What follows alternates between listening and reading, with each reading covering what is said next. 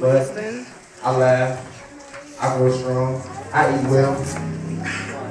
Tomorrow, when company comes, nobody will dare tell me to sit in the kitchen thing. Besides, they'll see how beautiful I am and be ashamed. I too am American. Thanks to you. That's right.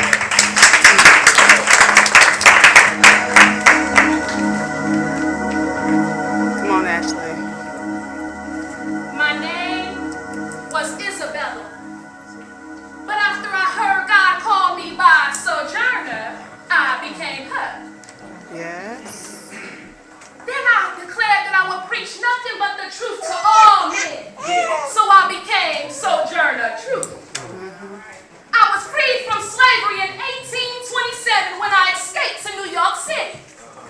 And in 1851, I became a lecturer.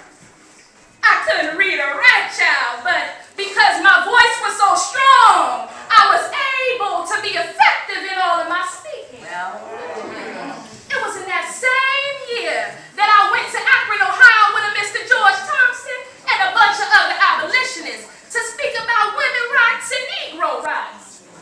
And it went something like this. Well, children, with all this racket, it must be something out of kilter. Twinks the Negroes from the South and the women from the North all talking about these rights. You know the white man fixing to be in a fit pretty soon. But what's all this here talking about? That man right there, he said that women ought to be helped into carriages and lifted over ditches and given the best seats everywhere. But ain't nobody ever helped me into no carriages or lifted me over any mud puddles. And I ain't never seen any best seats. And ain't I a woman? Look at me.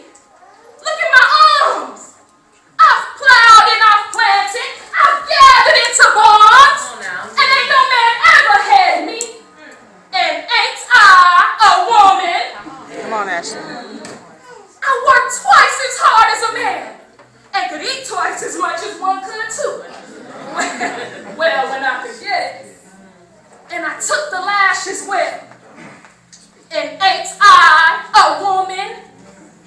I bore 13 children. And watched just about all of them get